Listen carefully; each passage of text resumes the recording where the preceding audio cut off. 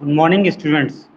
मैं प्रभात चौहान आज electrical third year students के लिए एक लेक्चर लेके आया हूं जो कि सब्जेक्ट है micro processor and development system का। इस सब्जेक्ट में हम फाइनल ईयर के स्टूडेंट्स को माइक्रो प्रोसेसर और उसके रिलेटेड डेवलपमेंट सिस्टम्स के बारे में पढ़ाएंगे। तो आज इस लेक्चर में हम स्टार्ट करते हैं द पहले syllabus of a micro processor and development system.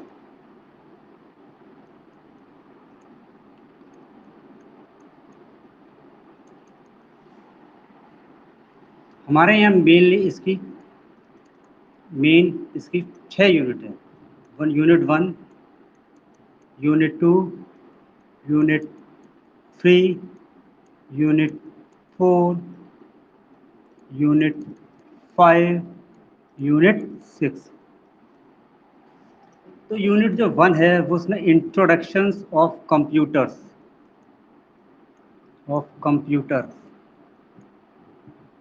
Introduction of computer है। सेकंड में इंट्रोडक्शन ऑफ 8085 माइक्रो प्रोसेसर। जो थर्ड यूनिट है वो हमारी introduction of peripheral device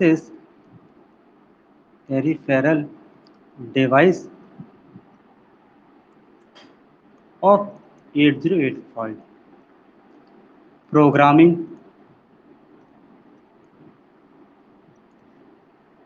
and other micro processor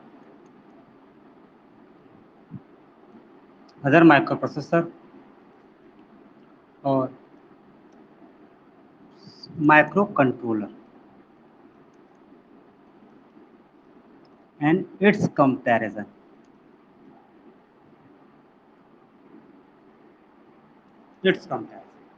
तो इसमें जो माइक्रो प्रोसेसर डेवलपमेंट सिस्टम है इसमें मेनली आपकी 6 यूनिट्स हैं।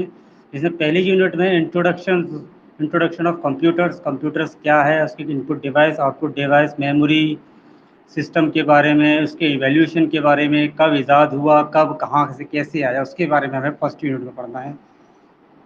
दूसरा है introduction of micro processor 8085 micro processor क्या है, इसकी प्रोग्रामिंग क्या है, कितने प्रकार के रजिस्टर्स हैं, यानी डिटेल में हमें से ही पढ़ना है। उसके बाद थर्ड यूनिट है 8085 के साथ जो भी पेरिफेरल डिवाइसेस लगती हैं उसके बारे में हमें इसमें स्टडी करनी है। फिर जो चौथा है वो प्रोग्रामिंग है और इंटरफेसिंग है।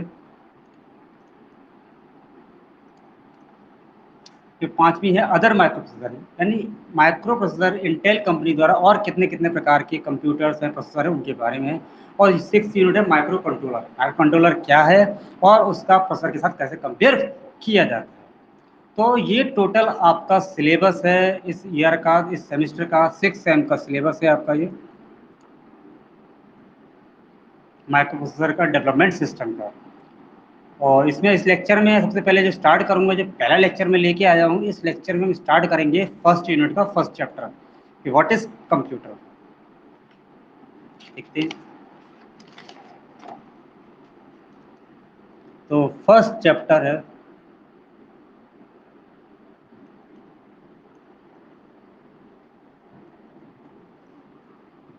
चैप्टर 1।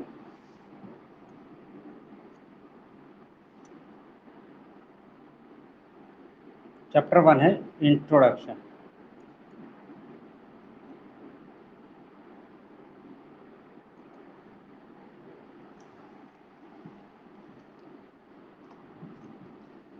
तो पहली हेडिंग है व्हाट इज कंप्यूटर।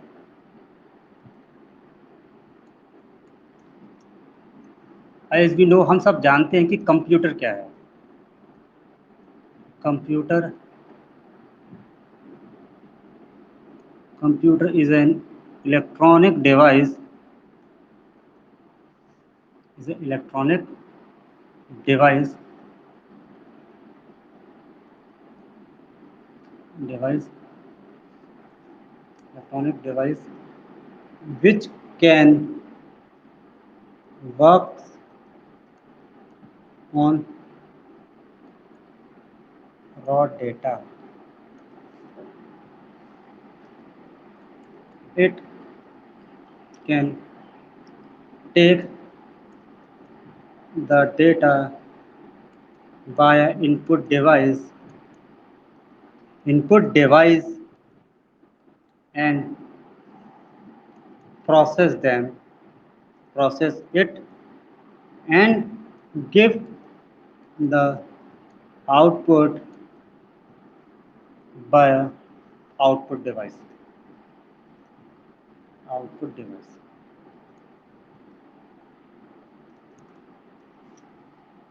ये इसकी जनरल डेफिनेशन होगी कंप्यूटर का, आपको पता है। अगर हम बात करते हैं तो parts of a computer, computer के कितने भाग होते हैं, तो आप जानते हैं there are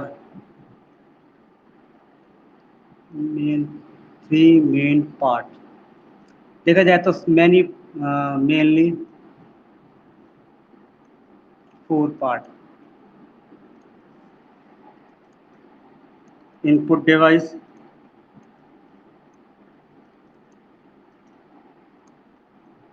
output device, CPU and supply. अब इनपुट डिवाइस के बारे में आपको बताना चाहता हूँ, क्योंकि इनपुट डिवाइस वे डिवाइस होती हैं जो कि कंप्यूटर को इनपुट प्रदान करती हैं, यानी डेटा प्रदान करती हैं, जैसे कि कीबोर्ड, माउस आदि। आउटपुट डिवाइस वे डिवाइस होती हैं जो कि डेटा, जो आउटपुट, जो इनपुट जो लिया है कंप्यूटर, उस पर जो काम किया है और काम करने का जो भी आउटपुट होता है, उस आउटपुट को यूज़र को शो करा देती है, यानी दे देती है। तो उसको हम, जैसे कि उसका एग्जांपल है मॉनिटर, प्रिंटर आदि। कई प्रकार की और भी होती हैं। सीपीयू, सीपीयू की फुल फॉर्म होती है central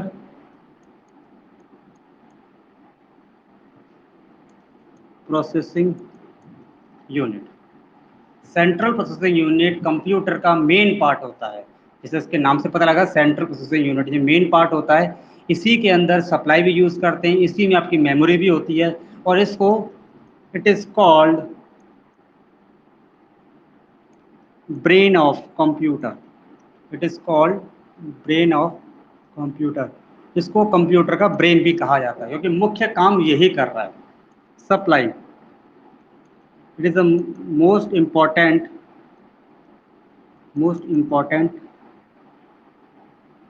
part of a computer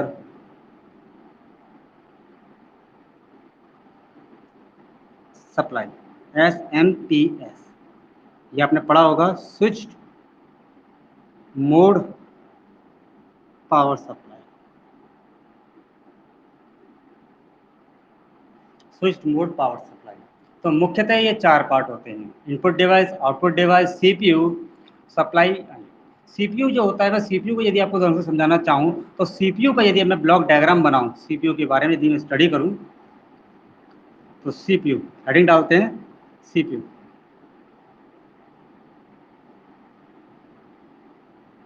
it is the brain of it is the brain of computer. it has it has supply and it have a memory unit also। इसके अंदर memory unit भी होती है, जैसे memory RAM और रोम। ये हमारा क्या होता है, सीपीयू इनपुट डिवाइस द्वारा कंप्यूटर जो डेटा एक्सेप्ट करता है वो सीपीयू में जाता है। सीपीयू में ही प्रोसेसर लगा होता है, सीपीयू में ही प्रोसेसर आईसी लगी होती है,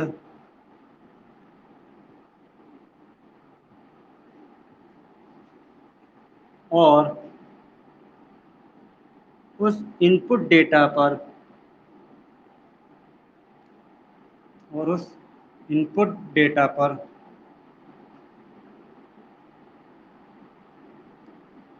प्रोसेसर वर्क करता है, देन एग्जीक्यूट करके आउटपुट प्रदान करता है। अब आपको बताऊं कि सीपीयू में ही आपकी मेमोरी डिवाइस, मेमोरी यूनिट भी लगी होती है, सप्लाई भी होती है, और आपकी प्रोसेसर भी होता है, और सपोर्टिव डिवाइस भी लगी होती है, और सपोर्ट डिवाइस भी।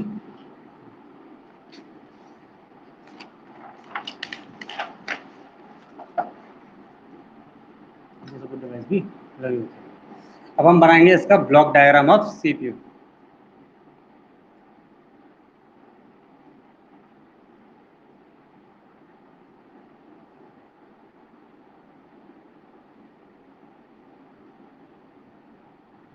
Block diagram of CPU.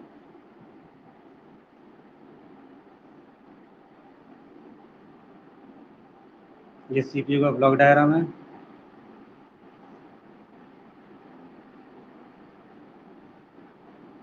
ये इनपुट डिवाइस है,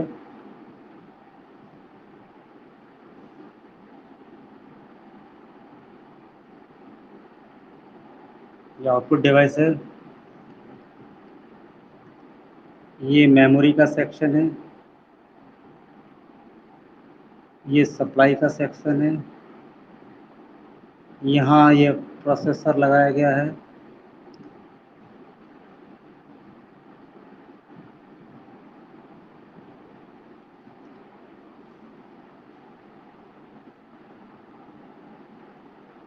इनपुट डिवाइस, आउटपुट। ठीक है, ये हमारा हो गया। अब हम पढ़ते हैं इसमें, ये हो गया। अब हम पढ़ते हैं इसमें टाइप्स ऑफ या इवेल्युएशन ऑफ कंप्यूटर जनरेशन, यानी कंप्यूटर जनरेशन कब कब कैसे कैसे आई और प्रेजेंटली। तो अगर बात करते हैं फर्स्ट जनरेशन के कंप्यूटर्स की, जो फर्स्ट जनरेशन के जो कंप्यूटर हुआ करते थे, उनकी जो टेक्नोलॉजी बेस्ड हुआ करती थी वो ग्लास ट्यूब बेस्ड हुआ करती थी, ग्लास वैक्यूम बेस्ड टेक्नोलॉजी हुआ करती थी, वैक्यूम ट्यूब बेस्ड टेक्नोलॉजी हुआ करती थी। यानी जो उस समय के जो कंप्यूटर्स बना करते थे फर्स्ट जनरेशन के 19 में 80s में जो कंप्यूटर्स बन के तैयार हुए थे, उस समय जो कंप्यूटर बने थे उसका जो सीपीयू या उसके जो कंपोनेंट्स थे वो वैक्यूम ट्यूब्स के अर्थात कांच की नलियों के बना हुआ करते थे। ठीक है, इस जनरेशन के कंप्यूटर साइज में बड़े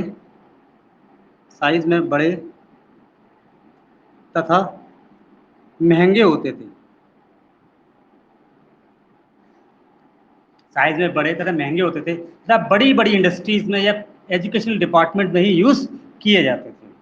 ठीक है, स्टोरेज के लिए हम मैग्नेटिक स्टोरेज के लिए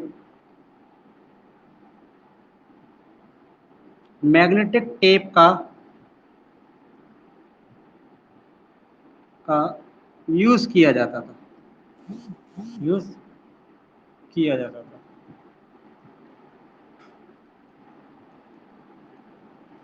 तो यूज किया जाता था। ठीक है, अब इसके डीमेरिट्स क्या रहे? इसकी डीमेरिट्स ये रही कि इसके डीमेरिट्स ये रही कि साइज में बड़ा होने की वजह से, साइज में बड़ा और कांच की नलियां होने की वजह से हाई मेंटेनेंस कॉस्ट, हैवी और हाई मेंटेनेंस कॉस्ट, यानी इसका रख रखाव और मेंटेनेंस का खर्चा अधिक आया करता था। इस वजह से ये जनरेशन फेल हो गई। ठीक है, कांच की नलियां टूट भी जाती थी आसानी से, टूट गई। सेकेंड जनरेशन के जो कंप्यूटर्स आए वो कुछ एडवांस हो गए और जो सेकंड जनरेशन के जो कंप्यूटर के जो प्रोसेसर थे, वो processor is based on transistors. यानी जो भी सेकंड जनरेशन के जो कंप्यूटर के जो प्रोसेसर थे, वो ट्रांजिस्टर से मिलकर बनाए गए थे। यानी ये कह सकते हो कि उस समय तब तक ट्रांजिस्टर का इन्वेंशन हो चुका था, 90s की बात है। उस समय पे जो कंप्यूटर्स के जो प्रोसेसर बनाए गए थे, उनमें बनाने के लिए हम ट्रांजिस्टर का यूज़ किया करते थे। तो कुछ हद तक इसमें थोड़े सस्ते हुए, साइज में छोटे हुए। थर्ड जनरेशन में एक्चुअल में जो कंप्यूटर्स हुए, जो आपके थर्ड जनरेशन में जो कंप्यूटर, बेसिकली सेकंड जनरेशन को ही मॉडिफाई किया गया। Modification of second generation and it is based on integrated circuit, IC. ये आईसी बेस्ड हो गए। और आईसी के लिए, आईसी बनाने के लिए स्केल इंटीग्रेशन कॉन्सेप्ट का यूज किया गया। कॉन्सेप्ट का यूज किया गया। देखो, जो सेकंड बेस के जो कंप्यूटर्स थे, वो ट्रांजिस्टर्स बेस्ड हुआ करते थे, फिर उसी को मॉडिफाई कर दिया गया, उसी को ही मॉडिफाई कर दिया गया। अब इसमें हमें ये पता लगा था कि सेकंड जन तो थर्ड जनरेशन के जो कंप्यूटर्स हुआ करते थे, उसको आईसी बेस्ड कर दिया गया। यानी एक सिंगल चिप पर कई सारे ट्रांजिस्टर को एक स्केल इंटीग्रेशन के कॉन्सेप्ट द्वारा फैब्रिकेट कर देने पर जो सर्किट प्राप्त हुआ, उसे इंटीग्रेटेड सर्किट कहते हैं। यानी इसमें कई प्रकार के इंटीग्रेशन कॉन्सेप्ट यूज किए गए। आप एक छोटी सी चिप पे कई सारे ट्रांजिस्टर को इनबिल्ट कर दिया जाए और एक नया सर्किट बन जाए, उसको हम आईसी इंटीग्रेटेड सर्किट कहते हैं। अब इसमें थर्ड जनरेशन को आगे थोड़ा देखते हैं।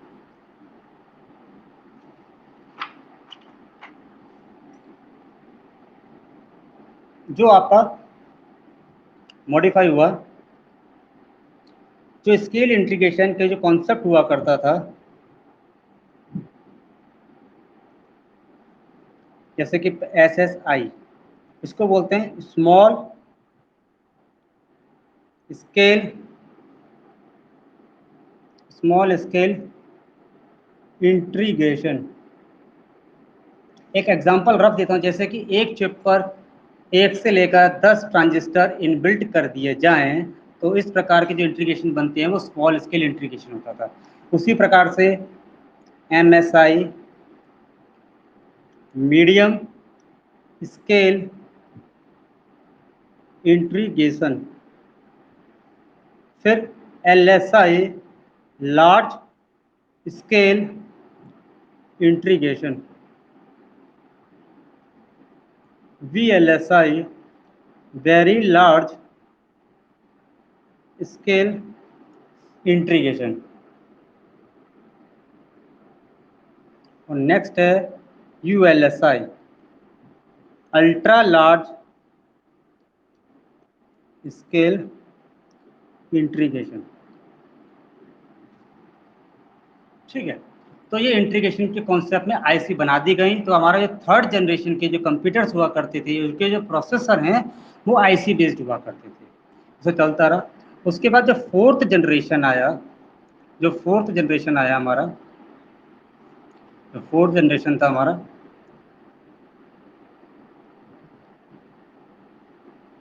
जब यह मॉडिफिकेशन ऑफ थर्ड जनरेशन को ही मॉडिफाई कर दिया गया, अपग्रेड कर दिया गया। मॉडिफिकेशन ऑफ थर्ड थर्ड में को ही मॉडिफाई कर दिया गया, अर्थात यहाँ के जो प्रोसेस, इस जनरेशन के जो प्रोसेसर थे, processor is based on micro processor. यानी प्रोसेसर किस बेस्ड हो गए? माइक्रो प्रोसेसर बेस्ड हो गए। यानी कई सारी आईसीज को मिलाकर एक आईसी बना दी जाती है, उस आईसी को माइक्रो प्रोसेसर कहते हैं। अर्थात कई आईसीज को मिलाकर सिंगल सर्किट तैयार सिंगल सर्किट बनाया जाता है, उसे ही माइक्रो प्रोसेसर कहा जाता है।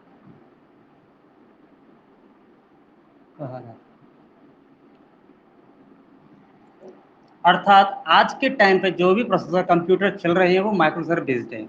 Micro processor is a single integrated circuit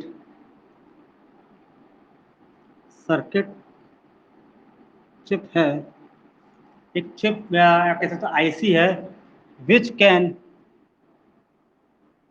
can be work on versatile mode. या ये कह सकते हो कि माइक्रो प्रोसेसर द्वारा आप कई प्रकार के कार्य कर सकते हो। इसकी जो कैपेसिटी है, कई सारे कार्य करने की कैपेसिटी, यानी ये वर्सेटाइल पर्पस में या मल्टीपर्पस में it can be used for multipurpose.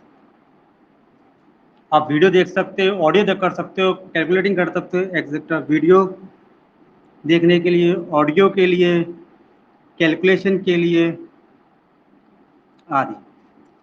तो माइक्रो प्रोसेसर भी एक प्रकार की आईसी होती है, जो कि कई सारी आईसी को मिलाकर बनाई जाती है, यानी कई सारी आईसी का काम अकेले एक आईसी कर देती है। जो आज के टाइम के जो प्रोसेसर जो बन रहे हैं, जो कंप्यूटर बन रहे हैं, वो माइक्रो प्रोसेसर बेस्ड बन रहे हैं। ठीक है, तो ये हमारा हुआ कंप्यूटर ऑफ जनरेशन। जो अब आपको मैं एक चीज बताना चाहूंगा, जो फर्स्ट कंप्यूटर बन के तैयार हुआ था वर्ल्ड में, first computer was discover by Charles Babbage. Charles Babbage को फादर ऑफ कंप्यूटर्स भी कहा जाता है। इन्होंने सबसे पहला कंप्यूटर बनाया था। The name of first computer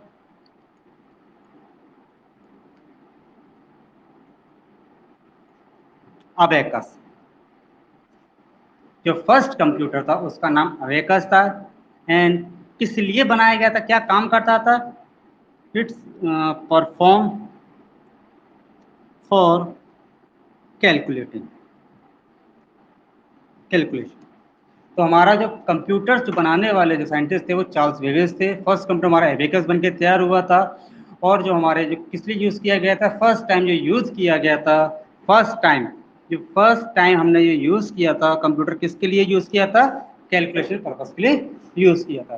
तो यहाँ ये आपका कॉन्सेप्ट हो गया कि कंप्यूटर्स के जनरेशन के लिए। ये आपके टॉपिक, ये वाला जो क्वेश्चन है वो अधिकतर एग्जाम में आपसे पूछा जाता है और आप उसको याद कर सकते हैं। ठीक है, अब नेक्स्ट चलते हैं। जो नेक्स्ट टॉपिक है आपका टाइप्स ऑफ कंप्यूटर, कितने प्रकार के कंप्यूटर्स हैं।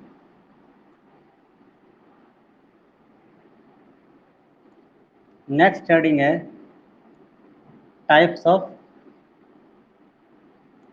कंप्यूटर। देखिए, मुख्यतः कंप्यूटर दो प्रकार के हैं। अगर आप देखा जाए अकॉर्डिंग टू प्रोसेसर, तो हम दो प्रकार से क्लासिफिकेशन करते हैं। एक होता है टेक्नोलॉजी बेस्ड। मैं बात करता हूं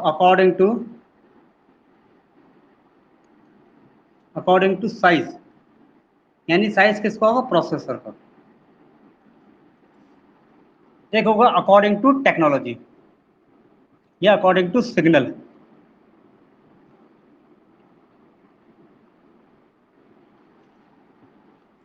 इसके अकॉर्डिंग अगर हम बात करें तो पहला कंप्यूटर है माइक्रो कंप्यूटर, दूसरा आपका मिनी कंप्यूटर, तीसरा आपका पर्सनल कंप्यूटर,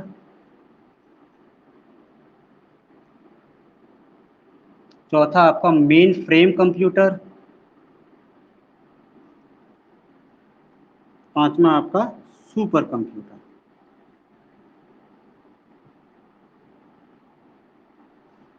और इसके अकॉर्डिंग अगर हम बात करते हैं तो हमारे 3 प्रकार के होते हैं, जैसे कि एनालॉग सिग्नल पे काम करने वाला, डिजिटल सिग्नल पे काम करने वाला, और हाइब्रिड, एनालॉग और डिजिटल दोनों पे काम करने वाला। तो जैसे नाम से हम इसकी डेफिनेशंस को देखें, मिनी माइक्रो कंप्यूटर यानी वह कंप्यूटर जो साइज में बहुत छोटा होता है, और जो छोटा होता है उस कंप्यूटर को माइक्रो कंप्यूटर कहते हैं। यहाँ से देखिए साइज भी बढ़ेगा और स्पीड भी बढ़ेगी। जो माइक्रो कंप्यूटर था वो साइज में छोटा था और इसकी स्पीड बहुत स्लो थी, स्पीड बहुत स्लो थी, बिट्स वगैरह ही डेटा बेस यूज़ कर पाता था। फिर जैसे जैसे डेवलपमेंट होता चला गया तो साइज थोड़ा बड़ा हो गया, मिनी कंप्यूटर्स, और इसकी स्पीड थोड़ी बढ़ती चली गई। यानी इसकी तुलना में ये वाला कंप्यूटर की जो स्पीड है वो बड़ा हो गया।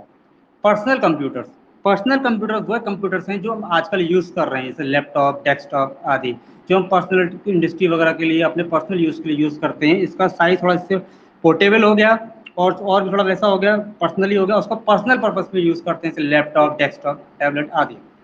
Main frame main frame type के जो कंप्यूटर्स होते हैं ये अधिकतर आपके इंडस्ट्री पर्पस में या सर्वर रूम में यूज़ किए जाते हैं। ये हम अधिकतर ऑफिशियली यूज़ करते हैं।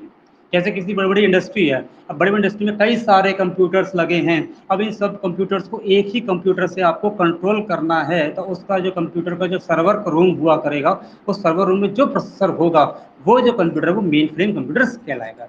जैसे आईबीएम कंपनी है, बहुत बड़ी आईबीएम कंपनी है, वो मेन फ्रेम का प्रोजेक्ट भी चलाती है और मेन फ्रेम सिखाती भी है, एक प्रकार प्रोग्रामिंग भी चलती है, मेन फ्रेम प्रोजेक्ट्स भी चलते हैं।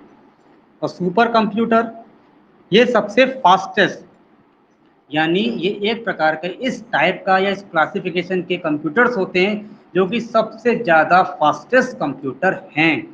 जैसे चाइना के अपना फास्टेस्ट कंप्यूटर तिहान 1, तिहान 2, अब रिसेंटली तिहान 2 आ चुका है, अमेरिका का भी आ चुका है। इंडिया ने भी अपना सबसे फर्स्ट सुपर कंप्यूटर बना के तैयार किया था। India was launched first supercomputer, name is परम। अब उसके बाद परम 10,000 ये वगैरह, तो उस कंप्यूटर का नाम क्या था? परम कंप्यूटर। तो क्या बोलते थे हम? परम कंप्यूटर। तो सुपर कंप्यूटर जैसे फास्टेस्ट कंप्यूटर है, ये बिलियंस पर सेकंड्स पे काम करते हैं, बिलियंस बिट्स पर सेकंड्स पे काम करते हैं, इनकी स्पीड सबसे ज़्यादा होती है। और टेक्नोलॉजी के अकॉर्डिंग अगर बात करें तो एनालॉग कंप्यूटर्स, जैसे कि जो कंप्यूटर एनालॉग सिग्नल्स पे कार्य करते हैं, जैसे लैब वगैरह के अंदर, जैसे पैथोलॉजी लैब्स वगैरह हैं, कहीं पर आपके रेडियो वेव्स हैं, माइक्रोवेव्स हैं, साउंड वेव्स हैं, इस जगह यदि आप यूज़ कर रहे हैं तो वहाँ पर जो कंप्यूटर यूज़ किए जाते हैं वो एनालॉग कंप्यूटर्स होते हैं। उसके बाद डिजिटल सिग्नल पर यूज़ किए जाने वाले कंप्यूटर्स को डिजिटल कंप्यूटर्स कहते हैं, अधिकतर यूज़ करते हैं। और हाइब्रिड, ये वे कंप्यूटर्स हैं जो एनालॉग और डिजिटल दोनों पे यूज़ करते हैं, उस कंप्यूटर्स पे जो यूज़ करते हैं उसको डिजिटल कंप्यूटर्स, हाइब्रिड कंप्यूटर कह देते हैं। यानी हाइब्रिड का मतलब क्या है? ये एनालॉग प्लस डिजिटल दोनों पे यूज़ करते हैं। यहाँ पर एनालॉग सिग्नल भी होगा और तो इस लेक्चर में मैंने आपको introduction of computers, types of computers के बारे में डिस्कस कर दिया है। अब नेक्स्ट लेक्चर में जब भी मैं आपको लेक्चर लेके आऊँगा उसमें आपकी मेमोरीज़ के बारे में, टाइप्स ऑफ मेमोरीज़ के बारे में और आपकी प्रोग्रामिंग लैंग्वेज के बारे में बताऊँगा। Good afternoon, thank you.